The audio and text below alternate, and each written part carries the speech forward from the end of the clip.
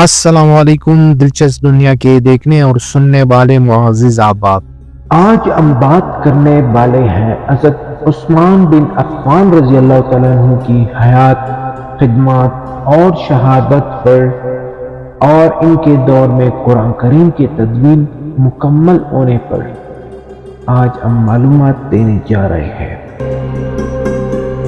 حضرت عثمان بن عفان رضی اللہ تعالیٰ عنہ اسلام کے تیسرے خلیفہ اور عشرہ مبشرہ میں شامل جلیل القدر صحابی تھے۔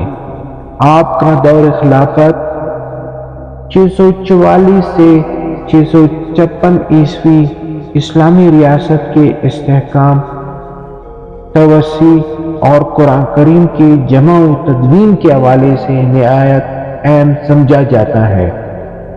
آپ کی شخصیت زہد، سخاوت، حلم اور عدل انصاف کی اعلیٰ نمونے کی حیثیت رکھتی ہے۔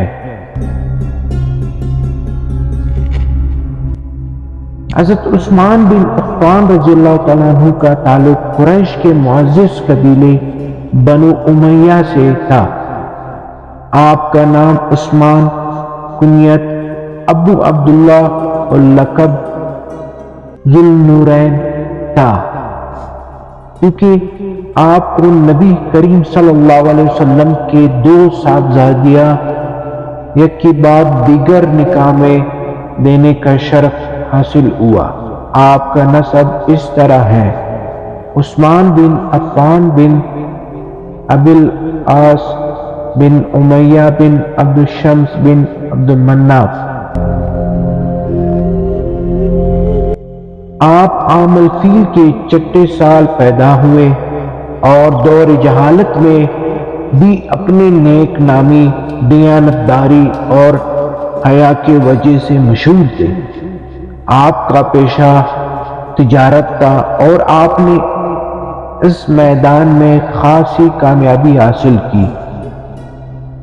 حضرت عثمان رضی اللہ تعالیٰ عنہ ابتدائی اسلام قبول کرنے والوں میں شامل تھے۔ جب حضرت ابو بکر صدیق رضی اللہ تعالیٰ عنہ نے انہیں اسلام کی دعوت دی تو انہوں نے فوراً اسلام قبول کیا۔ اسلام لانے کے بعد ان پر سخت آزمائشیں آئیں، مگر وہ ثابت قدم رہے۔ نبی کریم صلی اللہ علیہ وسلم نے آپ کی قربانیوں اور صبر کو سراہا اور اپنے 2 بیٹیوں، پہلے حضرت رقیہ رضی اللہ تعالیٰ عنہ اور ان کے وفات کے بعد حضرت ام کلثوم رضی اللہ تعالیٰ عنہ سے نکاح کرایا، جس پر آپ کو ذو النورین کا لقب ملا۔ حضرت عثمان رضی اللہ تعالیٰ عنہ نے پہلے حبشہ اور بعد میں مدینہ کی طرف ہجرت کی۔ آپ غزوہ بدر میں شریک نہ ہو سکے کیونکہ نبی کریم صلی اللہ علیہ وسلم نے انہیں اپنی بیمار زوجہ حضرت رقیہ رضی اللہ تعالیٰ عنہ کی تیمارداری کے لیے مدینہ میں رہنے کا حکم دیا تھا، مگر پھر بھی آپ کو مال غنیمت میں حصہ دیا گیا۔ آپ بعد کے تمام غزوات میں شریک رہے۔ حضرت عمر فاروق رضی اللہ تعالیٰ عنہ کی شہادت کے بعد مجلس شورا نے حضرت عثمان رضی اللہ تعالیٰ عنہ کو خلیفہ منتخب کیا۔ آپ کا دور خلافت تقریباً 12 سال پر محیط رہا، جسے 2 ادوار میں تقسیم کیا جا سکتا ہے۔ پہلا دور 644 سے 650 عیسوی، اس عرصے میں اسلامی ریاست کی فتوحات جاری رہی، خلافت مستحکم رہی اور رعایا خوشحال رہی۔ دوسرا دور 650 سے 656 عیسوی، اس دور میں بعض اندرونی خلفشار اور فتنوں نے جنم لیا جو بعد میں ثانیہ شہادت پر منتج ہوئے۔ فتوحات اور اسلامی ریاست کی توسیع کی بات کی جائے تو حضرت عثمان رضی اللہ تعالیٰ عنہ کے دور میں اسلامی سلطنت کی حدود مزید وسیع ہوئی۔ ایران، شمالی افریقہ، آرمینیا، آذربائیجان اور دیگر علاقوں میں اسلامی حکومت قائم ہوئی، اور قرآن کریم کی تدوین آپ کا سب سے بڑا کارنامہ قرآن کریم کی ایک مستند اور واحد قرات کو محفوظ کرنا ہے۔ حضرت حذیفہ بن یمان رضی اللہ تعالیٰ عنہ کی تجویز پر حضرت عثمان نے حضرت زید بن ثابت اور دیگر صحابہ کی نگرانی میں قرآن کی تدوین کرائی اور اس کے نقول اسلامی ریاست کے مختلف حصوں میں بھجوائے۔ اسی وجہ سے آپ کو جامع القرآن بھی کہا جاتا ہے۔ اس طرح فلاحی منصوبے آپ نے مدینے میں پانی کی قلت کو دور کرنے کے لیے بار روما خرید کر عوام کے لیے وقف کر دیا۔ مزید برائے مسجد نبوی کی توسیع بھی آپ کے دور میں ہوئی، اور انتظامی اصلاحات آپ نے گورنرز کے نظام کو منظم کیا اور صوبوں میں عدل و انصاف کی فراہمی یقینی بنانے کے لیے اقدامات کی۔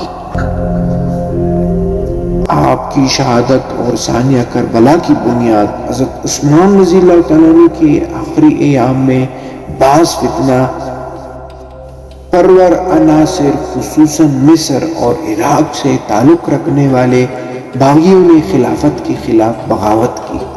انہوں نے مدینے میں آ کر آپ کے خلاف پروپیگنڈا کیا اور آپ کے گھر کو محاصرہ کر لیا۔